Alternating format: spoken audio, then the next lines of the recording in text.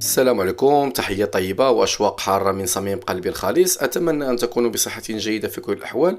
موضوع حلقة اليوم طريقة الحصول على الجنسية التركية والشروط والكيفية التقديم عليها.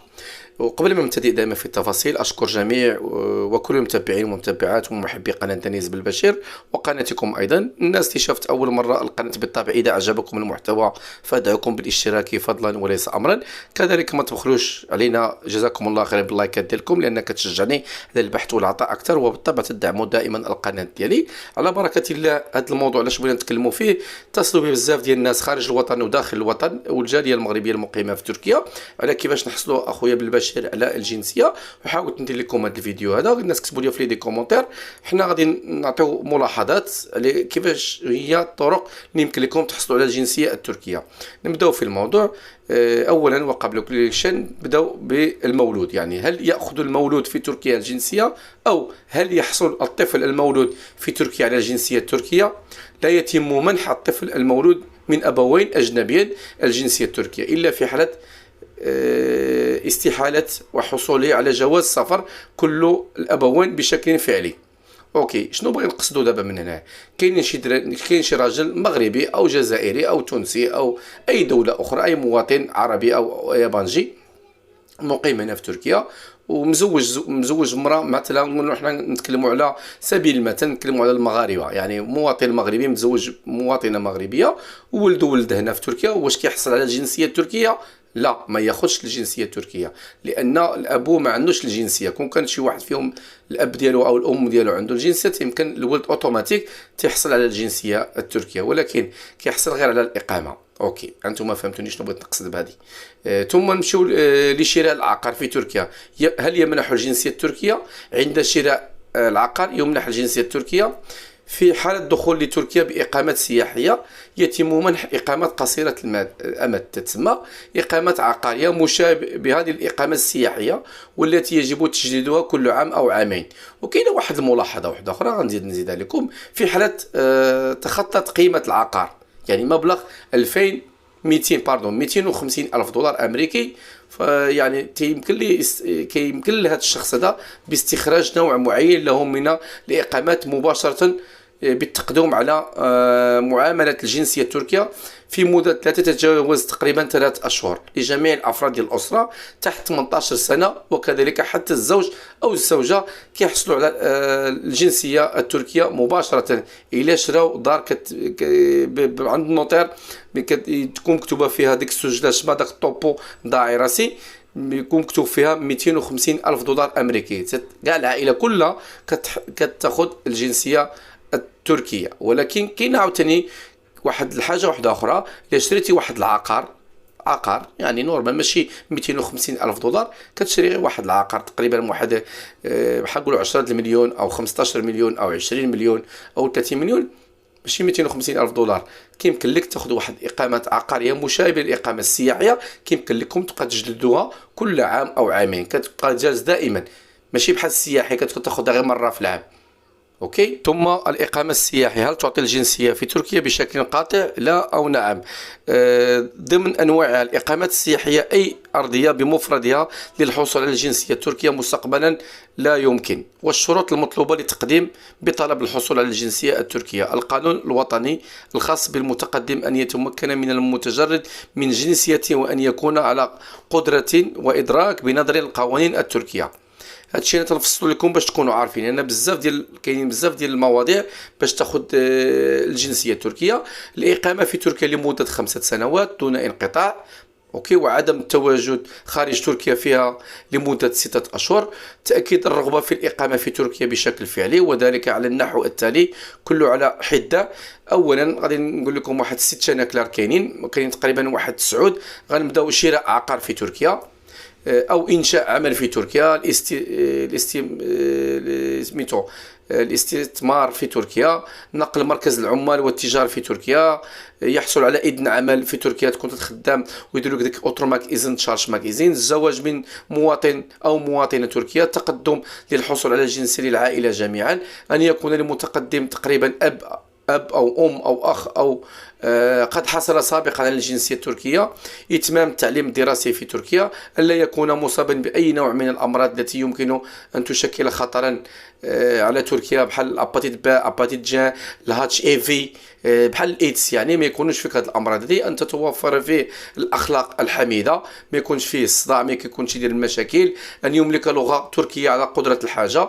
اوكي، هذاك ما خاصوش يكون مدوز هنا السجن في تركيا مقبوط على شي مشاكل هنايا، هذاك باش يقول لك الاخلاق الحميده، ما يكونش عنده شي مشكله عملها او عنده شي جزاء في تركيا. ان يكون صاحب عمل ويستطيع من خلاله اعاله نفسه او عائلته، الا يكون ذو حاله تعرض الامن القومي للخطر العام. هذا الشيء خاصو لابد تكون فيه الصفات هذو الملاحظات. ثم غادي نتكلموا على واحد الموضوع اللي هو جدا للناس اللي كيبطلوا الجنسيه. كاين واحد الدول اللي بغيت تاخذ الجنسيه ترك وطنداش كيمكن لك تلغي الجنسيه ديالك. المتقدم من الجنسيه التركيه التخلي على جنسيته الاصليه، ويأخذ هذا القرار بحسب رؤيه مجلس الوزراء، ولا ينطبق هذا الموضوع عاده على المتزوج من مواطن تركي وتقدم لطالب الجنسيه. كذلك الحالات الاستثنائيه من الشروط ديال قرار مجلس الوزراء المتخصص في حالة أن المتقدم لطلب الجنسية لا يمثل خطرا على الأمن القومي أو الأمن العام، فإنه يحق لمن هم بالمواصفات التالية الحصول على الجنسية التركية مباشرة. من هم هذو الناس؟ الذين سيقدمون خدمات عظيمة لتركيا. من هم الذين سيقدمون خدمات لتركيا عظيمة؟ كسبيل المثال في مجال الصناعة أو العلم أو التكنولوجيا أو الاقتصاد أو الاجتماعي أو الرياضة أو الثقافية أو الفن. ومن يعتقد أنه من الضروري أن يحصل على الجنسية التركية مباشرة. هذا موضوع جميل جدا. هذه غير معلومة بغيت نزيدها لكم. وهذاك اللي بغيت نقول لكم، كاين واحد الدول الاتفاقية ملي كتاخذ كيكون عندك بحال حنا المغاربه مع تركيا، كتبقى عندك الجنسيه المزدوجه كتسمى تشيفت وطنداش. ملي كتحصل على الجنسيه التركيه ما كيقولكش رغي، لان حتى هو الاتراك ما كنلغيوش لهم الجنسيه ديالهم. اللي تزوج شي واحد شي مواطن مغربي او مغربيه في المغرب، ملي كيحصل على الجنسيه المغربيه ما كنبطلولوش الجنسيه التركيه، عندنا واحد الاتفاقيه بيناتهم. اوكي، كاين واحد الدول ملي كتاخذ الجنسيه التركيه او هما خاصهم يبطلوا ديك الجنسيه ديالهم. اوكي، هذه معلومه اضافيه. نتكلموا الجنسيه التركيه عن طريق الزواج. دابا الزواج اللي كيسالوني عليه الناس بزاف، الزواج من مواطن تركي لا يعطي الحق بالضروري مباشره في الحصول على الجنسيه التركيه. ماشي غير تنوض تزوجتي داك النهاريات غادي يعطيوك الجنسيه. كاين واحد الشروط وكاين واحد البروسيدور، ولكن طالما استمرت مده هذا الزواج لم لا يقل عليه عن 3 سنوات، فإنه يحق له التقدم بطلب للحصول على الجنسية. ماشي غير كتمشي كتزوج في البلدية وتاخذ داك الإيفري دي فامي جوزا إيفري اللي كنتي صحابك تمشي تصيب أوتوماك إذن وغادي يعطوك الجنسية. لا، راه كاين واحد شطر ويجب توفر هذه الشروط اللي غادي نقولها لكم. أولا وقبل كاين جا إثبات أن الزواج مبني على أن أساس تكوين أسرة عائلة، مزوج بصح ماشي مزوجين داك إيفري ليك مانيطاسي. إلا مشات تلقاكم مزوجين وداك إيفريك ماني ساخطة غادي تعاقب انت وهو، بجوجكم تعاقبوا. عدم القيام بأي عمل يثبت العكس ذلك والعكس صحيح. ماشي متزوجين على داكشي بالفلوس ولا على المنفعة. اوكي، الا يشكل خطرا على الامن القومي والعام. ملاحظه غنزيدها لكم، اذا حصلت حادثه وفاه للزواج او الزوجه، تيكون واحد الانسان مزوج مواطنه مغربيه مزوجه بتركي وتوفى لها الزوج ديالها، او الرجل مواطن مغربي توفى ليه الزوجه ديالو التركي، بعد التقدم بطلب الحصول على الجنسيه فانه لا ينظر الى الشرط رقم الف. شنو هو الشرط رقم الف؟ هو اثبات ان الزوج مبني على اساس تكوين اسره. اوكي، يمكن لي يحصل على الجنسيه التركيه الا كانوا دافعين ديك الجنسيه التركيه عن طريق الزواج. اوكي، اذا صدر حكم ببطلان الزواج فانه ينظر الى نيه الزواج الحقيقي في ذلك الزواج، فاذا ثبت انه كان مبني على اساس سليمه والهدف منه ان تكون اسره فانه يحتفظ بجنسيته التركيه. دونك غادي نتكلموا دابا على الجنسيه التركيه عن طريق التبني، ونتكلموا على الجنسيه الطريقه عن طريق الاصول. شنو هما الاصول هادو؟ باختصار يجب اثبات ذلك بالوثائق الاداريه تكون موثوقه، ثم تكون مكتوبه، وتكون جالس هنا في تركيا لمده 2 من خلال اي نوع من الاقامات السياحيه، او يعني كيف ما بغات تكون النوع ديالها. وغادي نتكلم لكم حتى الوثائق اللازمه لتقديم بطلب الحصول على الجنسيه التركيه. اوكي، غادي نتكلموا على الجنسيه التركيه عن طريق التبني. في حاله تبني مواطن تركي او تركيه، اي اجنبي غير بالغ، ما يكونش بالغ، يكون قاصر من اقل من 18 سنه، واذا ثبت انه لا يشكل، ما خاصوش يشكل شي خطر على الامن القومي والعام، فانه بلحظه صدور القرار بهذا يحصل على الجنسيه بسرعه، يعني فهذاك النهار ياخذها. ولكن خاصك يكونش بالغا هذاك الشاب او الشابه اللي غادي تتبناو. ثم نكملوا الموضوع ديالنا. كاين بزاف كيفاش باش تحصل على الجنسيه، طلب الحصول على الجنسيه التركيه بشكل عام، والاوراق المطلوبه للجنسيه التركيه. كاين طلب الحصول على الجنسيه التركيه عن طريق الزواج، الاوراق المطلوبه حتى هي وهي اللي غادي نتكلموا عليها، وما غاديش نتكلموا على الحالات الاستثنائيه الاوراق المطلوبه. وكاين على التبني، كاين على الشغل، كاين بزاف ديال امور. ما غاديش نتكلموا على هذه المواضيع لان كل حاجه خاصها وقت ديالها باش نفسر لكم من ا جوسكا زد. حنا غادي نتكلموا دابا على الجنسيه التركيه عن طريق الزواج. الناس اللي كيطلبوني انا درت لكم هذا الفيديو ده غير قصير باش نشرح لكم غير جينيرال، ودرت لكم انا على الطلب الحصول على الجنسيه التركيه. الناس يطلبوني باش تحصل على الجنسيه التركيه كاين واحد الشروط. شنو هما الشروط هادو؟ رانا قلت لكم قبل. يعني نبداو لكم بالاوراق. كاينه واحد العريضه من نوع فات التا، فورم التا، يتم الحصول عليه من المكان المتخصص بالتقديم. هذه رقم 1. منين كتمشيو لذاك المكان باش تحصلوا على الجنسيه، كيعطيكم واحد الفورمولير سميتو فورمولير التا. اوكي، وكتصور وثيقه العقد ديال الزواج التركي الجنسيه من دائره النفوس مدرلو. كتاخذوا صوره عن الهويه، جواز السفر مترجم يكون ومصدق عند كاتب العدل. شنو هو الكاتب العدل؟ وهو النوتر، وان كان بدون وطن عليه ابراز ما يثبت ذلك. يعني الا ما كانش عنده شي وطن خاصو يدير واحد ابراز، يعني واحد الحج، يدير واحد اثبات. وكاينه واحد الوثيقه كتحتوي على جميع المعلومات الشخصيه حسب الاصول، مترجمه ومصدقه من كاتب العدل، ثم من القائم مقام كتاخذها. ان كان الزواج قد تم داخل الجمهوريه التركيه، فعليه ارفاق صوره عن عقد الزواج، ليفري دي فامي، جوزدان ايفلوليك، دفتر الزواج كيتسمى الدولي. وان كان الزواج قد تم في بلد الاجنبي، يعني في شي دوله اخرى، فعليه إبراز صور مترجمة ومصدقة من كاتب العدل والقائم مقام عن وثيقة الزواج. يعني كلا الحالتين، يعني تزوجتي هنا غتجيب هذاك الشيء وغادي تنوطريه، تزوجتي بحال تزوجتي هنا في تركيا. انت غنعاود نفسر لكم هذه باش ما تعاودوش تبقى تكتبوا لي وتقول لي اشنو راه ما فهمناش هذه. ان كان الزواج قد تم داخل الجمهوريه التركيه، الا تزوجتوا هنا في تركيا، فعليه ارفاق صوره عن العقد ديال الزواج، داك الدفتر الاحمر ليفري دي فامي سميتو جوزدان ايفلينيك، تجيبوا معاك. اوكي، وتصوروا كله الصور ديالو من ا جوسكا زد، كاع دوك الصور تصورهم، ديرهم لي بالرينكلي بالكولور. ولا كنتي مزوج برا بحال دابا مواطنه مغربيه تزوجتي معاه، غادي تجيبي داك العقد ديال الزواج ملي كديريه في المغرب، وملي درتيه في المحكمه، ولا درتيه حتى في القنصله عندنا، يمكن لك دير للقنصله وترجميه وتصادقي عليه تما كاينه، باش ملي تجيبيه لتركيا يكون ساهل. باش لاننا عندنا حنا في القنصله التركيه اللي كاينه في الرباط، راه كيمكن ليها ترجم لك الوثائق ديالك بلا ما تجيبيهم حتى لهنايا، وصوره كل صحف فيها معامله داخل الدفتر ديال اذن الاقامه مصادق عليها من كاتب العدل. ان كان المتقدم قد عوقب على جريمه، يعني كانت عندك شي مشكله سوتش ولا شي حاجه، فعليه ابراز وثيقه قرار المحكمه المتخصص التي قضت بها. خاصك تبرزي بها، تجيبها من المحكمه. لا عندك شي كيطلع لك في الدوسي ديالك، الا كانت عندك شي مشكله في المحكمه، هذا كنتكلم مع الرجل او لا امراه، راه ما يعطيكمش الجنسيه، خاصك تبرز، راه كيطلع لهم كلشي عندهم في الدوسي.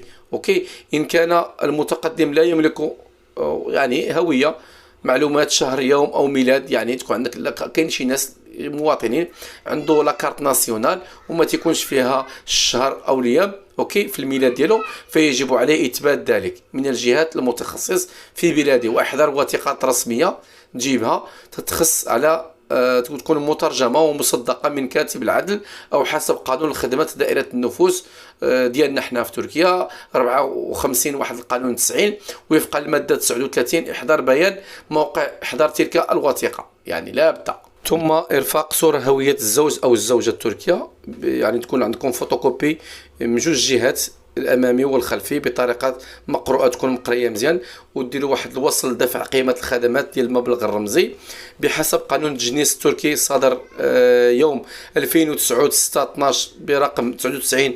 552 رقم 5901 مادة رقم 11 1 2 5 المبني للأوراق المطلوبة بإبراز في حال كان للزوج أو الزوجة أطفال أو أبناء أنجبوهم عن طريق أزواج أخرى أو معاشرات سابقة، إثبات أن الأطفال يعني مولودين يعني مرة واحدة أخرى أو من راجل واحد آخر. نصرها لكم بالمغربية باش تفهموها.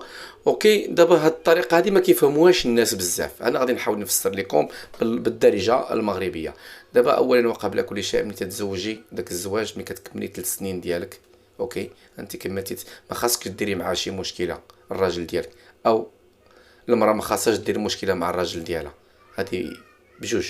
يعني ما تدابزيش معاه، لا دابزتيش معاه، لا بقيتي لا دابزتي معاه، النهار غتمشي للامتحان الاخر باش كتمشيو عند واحد المخابرات، كاين واحد البوليس واحد اخرين ديال الجنسيه، دونك تيكون عندكم بسيكولوج كتمشي داك الامتحان الكبير، كتجلسي حدا 11 الناس كيدخلوا عندهم النفوس مدرلو، فيهم بوليس، فيهم بسيكولوج، فيهم دكتور، فيهم الناس ديال الشرطه، فيهم الناس ديال المخابرات، تيسولوك انت بوحدك وكيسولوه هو بوحدو.